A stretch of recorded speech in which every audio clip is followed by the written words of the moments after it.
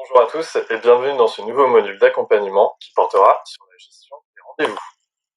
Aujourd'hui, je vais vous montrer comment poser un rendez-vous, les différentes actions que l'on peut avoir sur ces rendez-vous, et enfin, je vous montrerai l'accès aux informations patients relatives à ce rendez-vous. Sur le bouton « Prendre un rendez-vous » situé dans le coin supérieur à gauche, puis je choisis un motif de consultation dans la liste.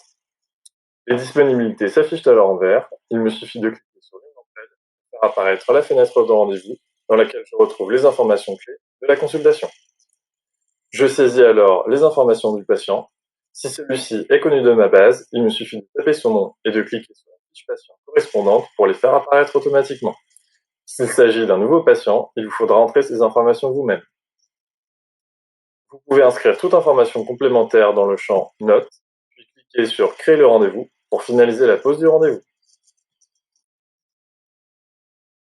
Je peux également me servir de la barre de recherche située en haut de l'agenda pour poser un rendez-vous en recherchant un patient par nom, date de naissance, numéro de téléphone ou IPP. Lorsque son nom apparaît, je clique sur l'icône Calendrier qui m'indique la date de son dernier et prochain rendez-vous. Je clique alors sur le bouton jaune Prendre un rendez-vous, puis je sélectionne un motif dans la liste avant de cliquer sur l'un des créneaux disponibles. La fenêtre de rendez-vous apparaît alors avec les informations du patient déjà rentrées. Il me suffit de cliquer sur Créer le rendez-vous pour finaliser la pose. Pour poser plusieurs rendez-vous à la fois, je clique sur Prendre un rendez-vous, puis sur Prendre plusieurs rendez-vous, situé au-dessus de la liste des motifs. S'il s'agit de rendez-vous pour les mêmes motifs, je sélectionne avec le même motif, puis je choisis mon motif de consultation avant de cliquer sur Créer les rendez-vous. Je clique ensuite sur les créneaux verts pour poser successivement mes rendez-vous, dont le nombre s'affiche dans la barre située en haut de l'agenda. Je clique sur Terminer la série pour faire apparaître le récapitulatif de mes rendez-vous et remplir les informations patients avant de cliquer sur Créer les rendez-vous pour finaliser la pose.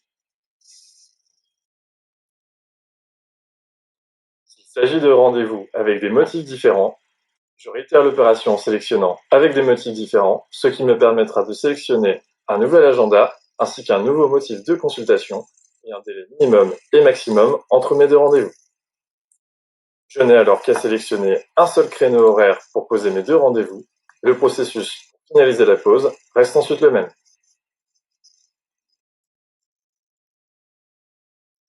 Il est également possible de poser plusieurs rendez-vous à un même créneau horaire en cliquant dans la zone blanche située à droite des rendez-vous dans la fenêtre principale. Un bandeau jaune m'indique alors que la consultation a lieu en même temps qu'un autre rendez-vous déjà posé au même créneau horaire. C'est ce qu'on appelle le surbooking. Attention, le surbooking reste assujetti aux règles internes de votre organisation. Aussi, je vous conseille d'utiliser le champ Notes pour apporter des précisions sur cette action.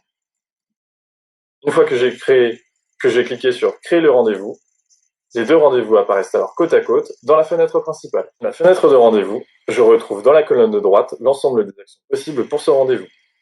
L'adressage me permet de poser un rendez-vous pour mon patient directement dans l'agenda d'un confrère, interne ou externe à l'établissement. Je peux également déplacer mon rendez-vous. Pour cela, je clique sur le bouton, puis sur Trouver une disponibilité pour afficher les créneaux libres en vert. Je choisis l'un d'entre eux pour faire apparaître la fenêtre de rendez-vous qui m'indique avec un bandeau rouge la date et l'heure initiale du rendez-vous. Si les informations autres que l'horaire n'ont pas changé, je clique sur Modifier le rendez-vous pour finaliser la pose. Copier le rendez-vous me permet d'en poser un similaire à une autre date et prendre plusieurs rendez-vous pour ce patient renvoie à la fonctionnalité vue précédemment. Quant à partager des documents, il s'agit d'une fonctionnalité permettant de partager des documents patients directement depuis mon ordinateur, comme par exemple une ordonnance ou tout autre type de document. Enfin, Historique des actions me permet de voir l'ensemble des actions menées sur les rendez-vous et Imprimer le rendez-vous me permet de sortir en format papier une convocation à donner au patient.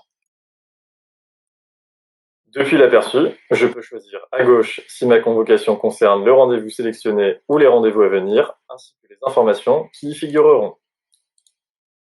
Je vous conseille le format lettre, pour meilleure mise en page, avant de cliquer sur le bouton Imprimer pour lancer l'impression. Enfin, je peux écrire une note ou me servir de la fonctionnalité de rappel pour inviter par email le patient à prendre un rendez-vous dans un délai que j'aurai choisi. En cas d'erreur lors de la pose du rendez-vous, je peux supprimer celui-ci en cliquant sur le bouton Supprimer le rendez-vous. Attention, ce bouton est à utiliser avec prudence. Il aura pour effet de supprimer l'intégralité des données liées au rendez-vous. Ainsi, Si le patient annule son rendez-vous, utilisez plutôt les statuts du rendez-vous. Ces statuts ont pour effet de modifier l'apparence des rendez-vous dans ma fenêtre principale. En salle d'attente, prévient de l'arrivée d'un patient. En consultation, que le rendez-vous est en cours. Et vue, estompe la couleur du rendez-vous. Absent excusé, barre le nom du patient dans la fenêtre principale et libère le créneau horaire, tout comme absent non excusé, qui est à utiliser dans le cas où le patient ne s'est pas présenté au rendez-vous sans prévenir de son absence. Ici, si je clique sur En salle d'attente, le rendez-vous devient alors assuré dans la fenêtre principale. Pour finir, je peux accéder à l'ensemble des informations concernant un patient depuis la fenêtre de rendez-vous en cliquant sur Voir la fiche du patient située sous l'adresse email. Je retrouve les coordonnées, l'ensemble de ses consultations passées et à venir, les éventuelles observations le concernant et l'ensemble des documents partagés avec lui. Je peux également accéder à cette fiche depuis la fenêtre principale en utilisant la barre de recherche et en cliquant sur le nom du patient concerné. Vous savez maintenant comment manier vos rendez-vous et accéder à vos informations patients avec agilité. Bonne gestion à tous.